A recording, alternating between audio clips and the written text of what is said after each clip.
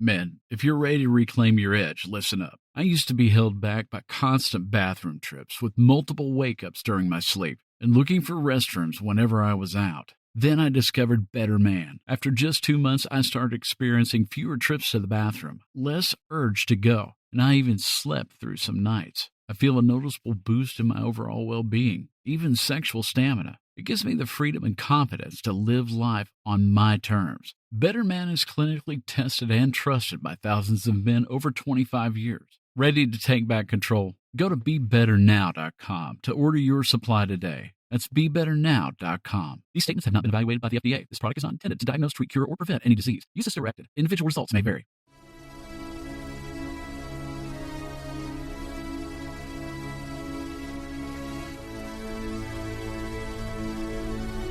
Welcome to the Dynasty Dugout Show, a podcast covering all things minor league baseball. Get a front row seat to the action with everything you need to know about the future stars of Major League Baseball. And now, here's your host, Chris Clegg. Hello, and welcome to the show. It's Wednesday. It's April the 23rd. A new series of minor league baseball kicked off yesterday, as Tuesday is the start of the minor league week. Lots of game action. I was in Columbia for the Fireflies and the Carolina Mudcats, the best team in minor league baseball, Carolina Mudcats, and it was an electric game. Went to extra innings. I think the Mudcats scored 8 in the 8th inning, maybe 9, and then it went to extras, and the Fireflies walked it off. No Jesus Mate, but a lot of good action in that game. We'll talk about it. We'll talk about all the notable standouts from yesterday's action as well, to catch you up on everything you need to know from the minor league landscape. But first, this episode is brought to you by Connect Roasters. I've got my cup right here. Connect Roasters. I cold brew my Gold Glove blend, put some cold foam on it. It's great coffee. You can get the Gold Glove blend, a bag, buy one, get one 50% off at Connect Roasters using the code Dynasty Dugout or the link in the description. Also, Chinook Seedery is a proud partner of the show. Chinook has the best sunflower seeds in the game. I took some to the game yesterday. Jalapeno Ranch might be my favorite. Check out ChinookSeedery.com. Use the code Dynasty Dugout and get 10% off your order. Those seeds are great. You should go check it out right now. Let's dive right in. Off the top, we have to talk about Leo Vries. There's no one else you can talk about to start the show than Leo Vries, who hit for the cycle. 18-year-old prospect in high A, doing things that most hitters don't do in their careers. DeVries is a superstar. He signed last year for over $4 million with the Padres. He not only skipped the DSL, but he skipped the complex. He went to single A. He held his own. He got better throughout the year. He went to the Arizona Fall League and was really good. I was at the game when he hit the hardest ball of his career, 110 miles an hour. That was an impressive swing. And last night, he has a 2-home run game and hits for the cycle. He nearly left the yard a third time. We'll talk about it. The announcer said this in the 9th inning. Leo DeVries is inevitable. My goodness. Yeah, that's true. He's 18 years old in high A. The first inning, he homers, smoked it to right field at the poolside. This followed a 108-mile-an-hour home run he hit last year in the regular season. I mentioned he had 110 in the AFL. He had a 106.9 in the regular season. He's already busted over that max a couple times this year. He nearly went yard in the third inning too, but it worked out because it was a double that he needed for the cycle. It banged off the top of the tallest part of the wall in center field, and it turned out to be a double. So it worked out pretty good for DeVries. Then the 5th inning, he did it again. He smoked another home run. Beautiful swing to the poolside. It was a line shot. In the 6th inning, breaking ball, hanging over the plate, scorched in the gap to right field for a single. He had a pretty loud fly out, too, to the opposite field in the 7th inning, if I'm not mistaken. He went to the warning track. And then in the 9th, it was the inevitable that happened. DeVries banged one off the wall down the right field line. It took a pretty nasty ricochet because the wall's kind of slanted back there. It hit and ricocheted off the wall. You're watching the video, you can see it.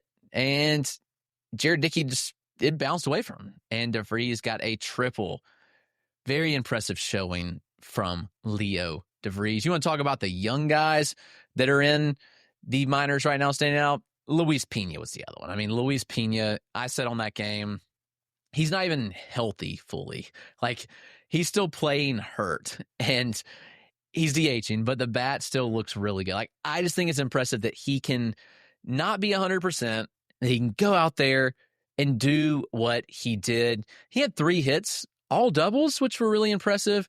The doubles were all smoked, and he nearly left the yard on a deep fly out. So he had 4 hard hit balls. I mean, Peña's 18.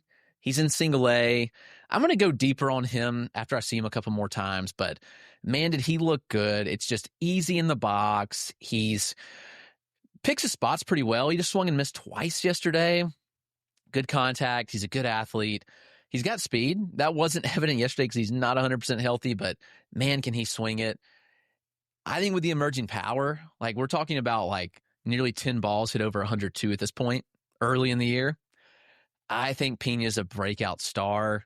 Yeah, he should be a top 100 prospect at this point, and he might go even higher. Luis Peña's a dog. Fortunately, Jesus Mate didn't play, so I couldn't stack him up. Hopefully this week I'll be able to, but that was not the case yesterday. Somebody that did stand out in that game from the Brewers that doesn't get talked about, and I'll talk about several others, but Marco Dinge, Dinges, catcher, drafted last year, 4th round out of Florida State. He was actually a JUCO guy, went to 1 year at Florida State. He had 15 home runs last year at Florida State. I thought he looked pretty good. Underrated bat. There's some juice. He had a lot of good swings. I was trying to pull him from my camera. Yesterday at the park, it was the school day. They played at 11, so school had field trip there. The first two that I've cut of him open face were blocked by people or teachers, I guess, that were standing up. And it's my fault. I didn't put the camera high enough on a rail, but I did put it on a rail down the first baseline to get that open face look. And the first 2 that I've seen so far are blocked. Hopefully not all of them are blocked, because I do really want to see and post some of the swings from Marco Dinge. I'm still not pronouncing that right. I literally heard it like 6 times yesterday, so that's my fault for doing that. But there were 3 stolen bases in the box score, but circumstantially, one was a passed ball or a wild pitch more so. The other was in extra innings when runner was on 3rd and 1st. So Asbel Gonzalez took 2nd. He wasn't going to make the throw there. Tie game in extra innings. The other was Asbel stealing 3rd. Asbel Gonzalez leads the league in stolen bases, by the way, 22. He stole 3rd base. It was a pretty close play. So I got some good pop times on Marco, and he swung it well. Good stick. Somebody to watch pretty closely. Demetrio Crisantes, holy cow, 457? 457 feet off the bat from Demetrio Crisantes for his 2nd home run of the year. It left the bat at 107 miles per hour.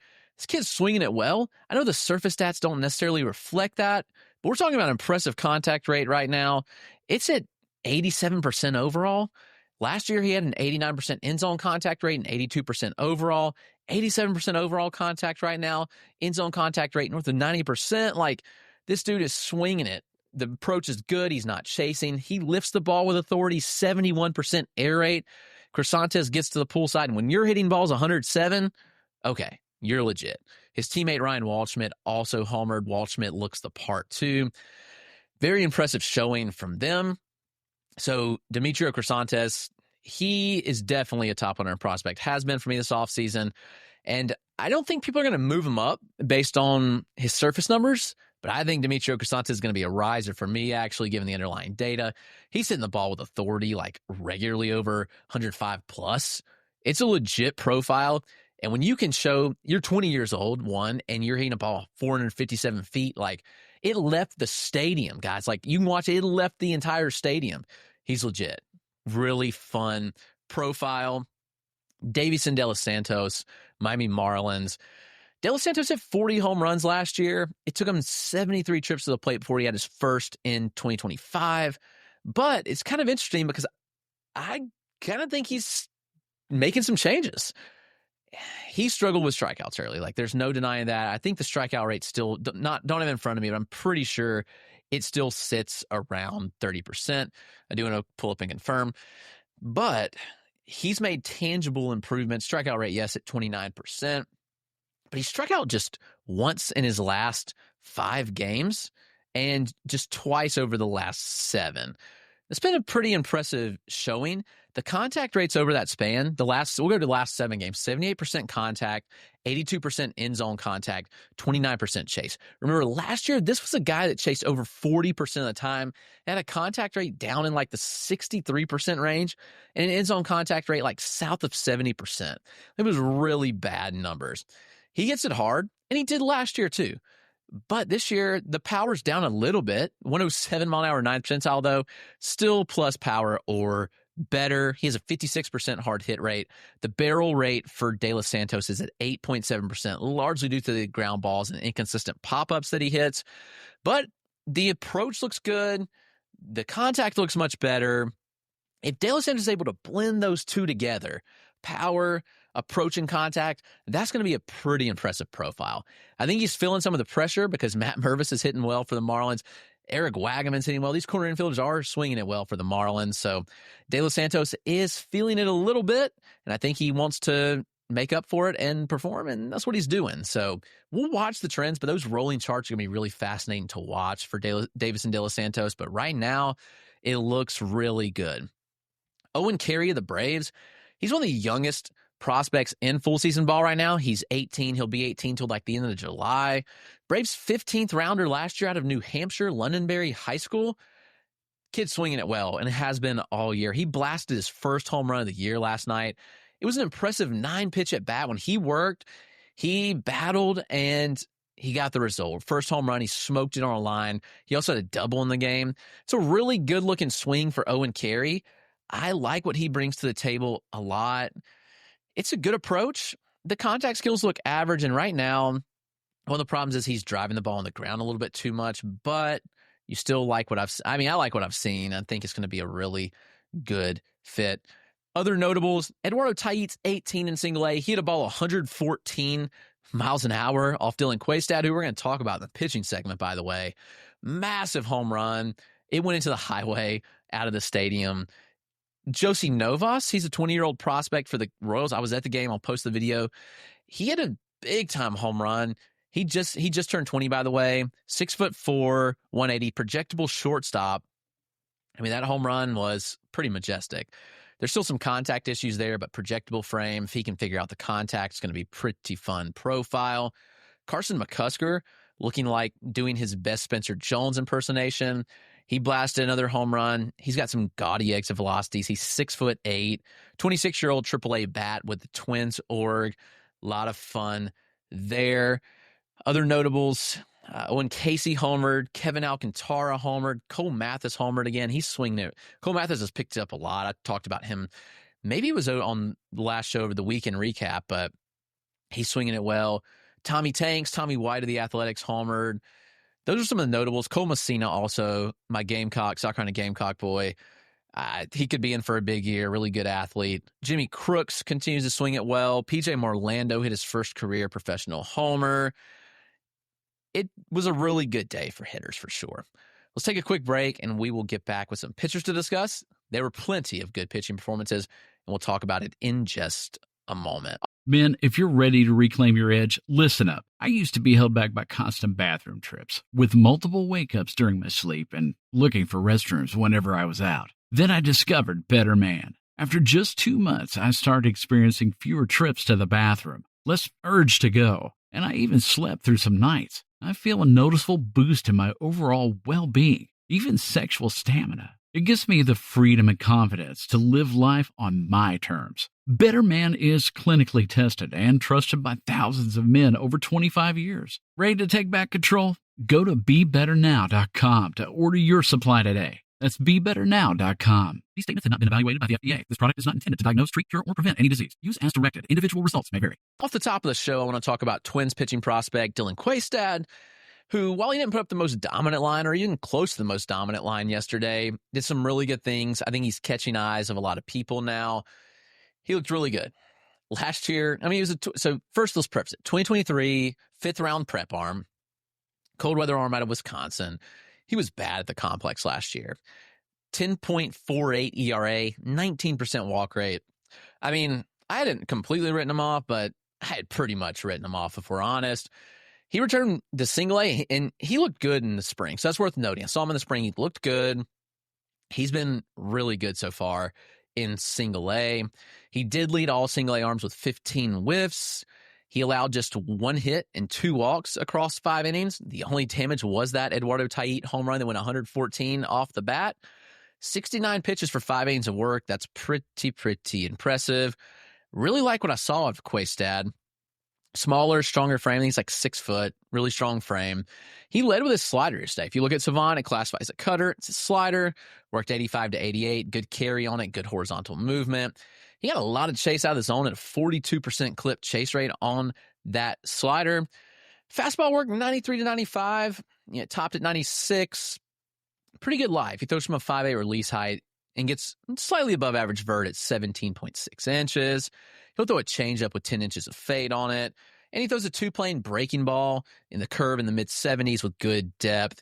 So far this year, Questad has a 1.38 ERA, 42% strikeout rate.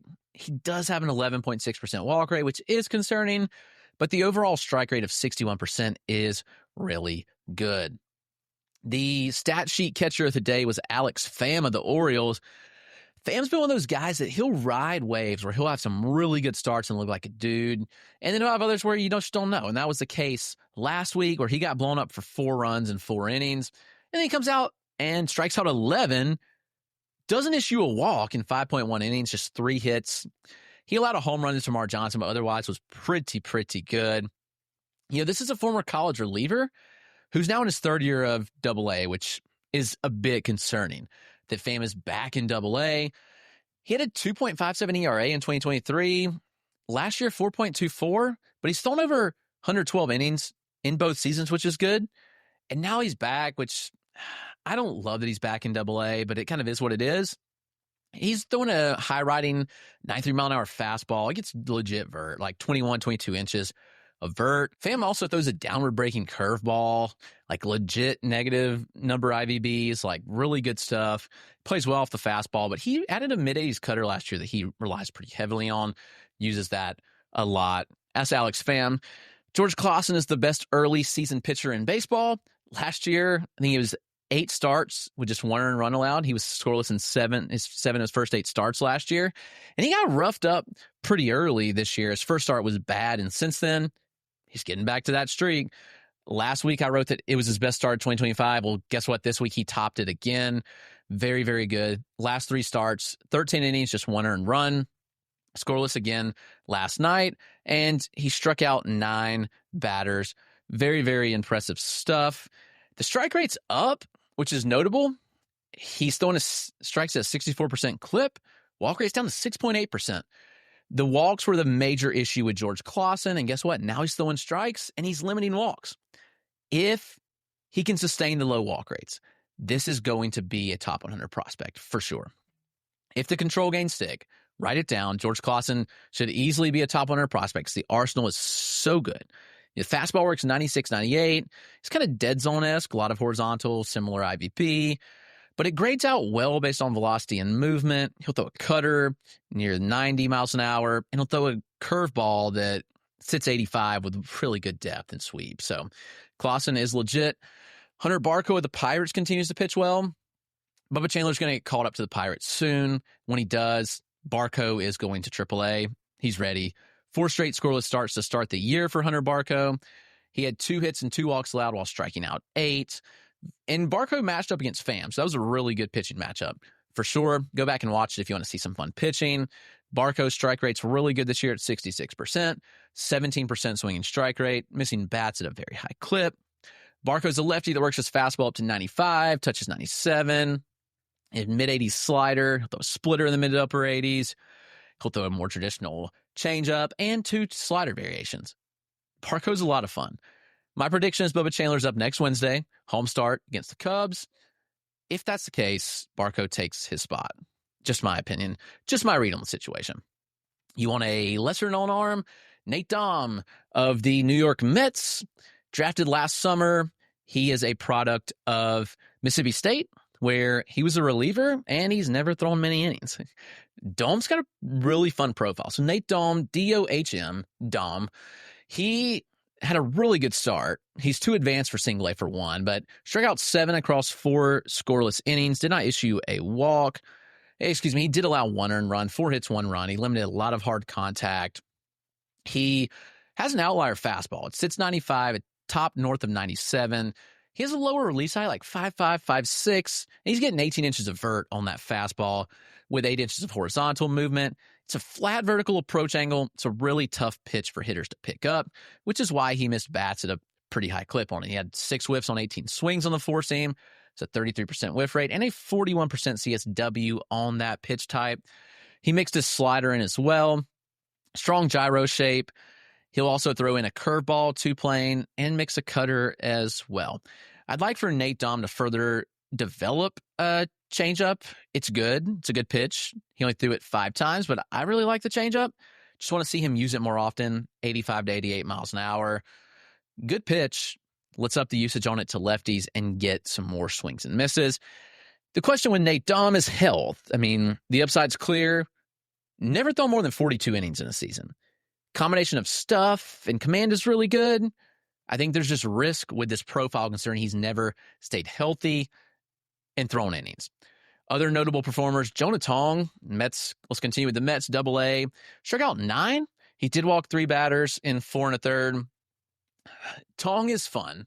Tong has a great arsenal, but he continues to be plagued by his walks. He's going to run high whips, high walk rates, and I worry that his delivery is just not sustainable for a major league starter. Honestly, the body and the delivery worries me just a bit, but Tong continues to miss bats. He keeps the ball on the ground. He strikes guys out.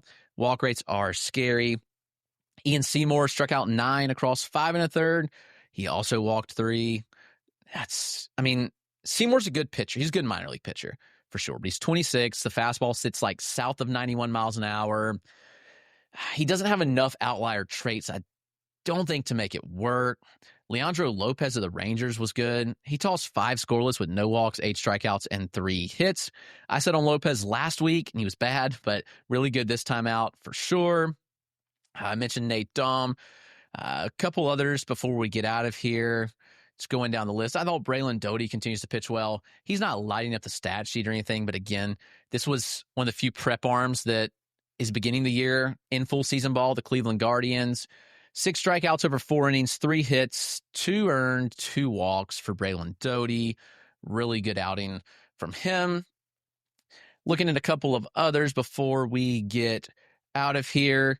J.R. Ritchie, I thought, pitched well. 6 2/3, 5 strikeouts, no walks. He did allow 2 runs on 3 hits. Ritchie's a top 100 prospect, in my opinion. Really, really good stuff. He's going to wrap us up today. A lot of fun names. I'll be back with more live look reports. I'll be looking at Carolina and Columbia all week. It's a lot of fun there. A lot to like.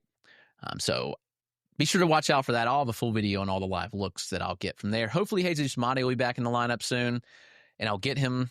Not really sure. He was hit by a pitch on his ankle that was already hurt on Saturday. He came out of the game, and he hasn't played since. So hopefully Mate's okay and will come back, but that's going to wrap it up.